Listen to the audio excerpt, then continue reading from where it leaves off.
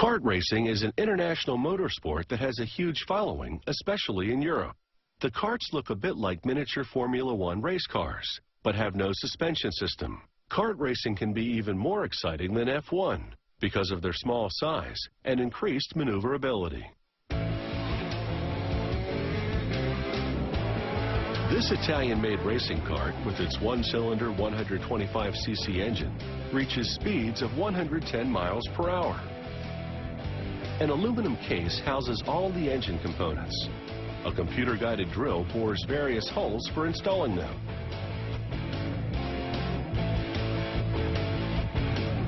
First in, the engine's 6 steel gears. Each gear is actually comprised of several gears. They thread them onto a shaft. Then everything goes into the gearbox.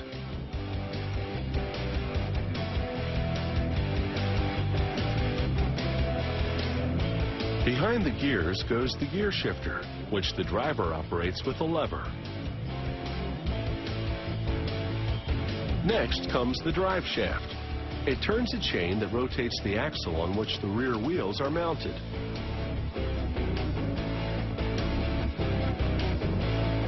On the other side of the engine case, they install the drive shaft gears. These ensure the shaft rotates at a stable and controlled rate. The red markings help the technicians align the gears. The clutch cover closes up the gearbox. The clutch's main housing, called the drum, contains the clutch discs. These discs transmit crankshaft motion to the gearbox, which turns the drive shaft, which moves the chain that rotates the rear wheels. Thick steel springs grip and release the clutch discs. This flapped component, called the lamellae pack, controls how much fuel enters the engine. Stepping on the acceleration pedal creates a vacuum that opens the flaps and sucks in more fuel. The cylinder houses the piston that rotates the crankshaft. This engine head seals the cylinder in which the combustion cycle occurs. The ignition goes on the left side of the engine. The engine is now finished and ready for a bench test.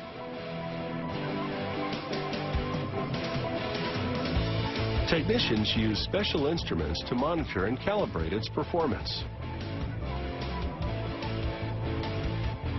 The racing kart's chassis is made of steel tubing.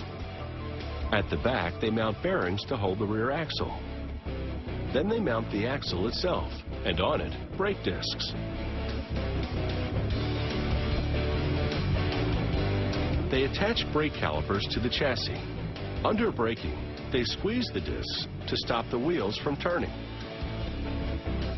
After measuring again to ensure the rear axle is perfectly centered, they lock it in position in a way that enables it to rotate, of course.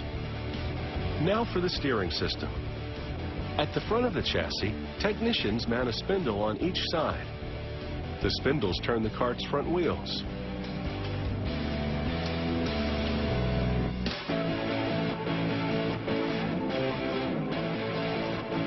Once technicians fasten the steering column up top, they connect tie rods to the spindles.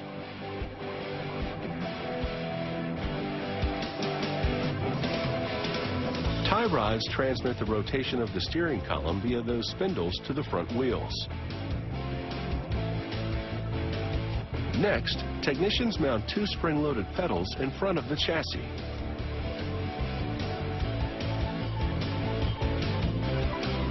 The brake system is hydraulic, meaning that pressurized fluid activates the calipers to grab or release the brake discs.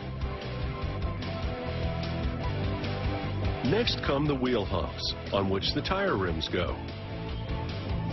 Then the engine, followed by the tires. And a fiberglass driver's seat, which due to the lack of suspension, lets the driver feel every inch of the track.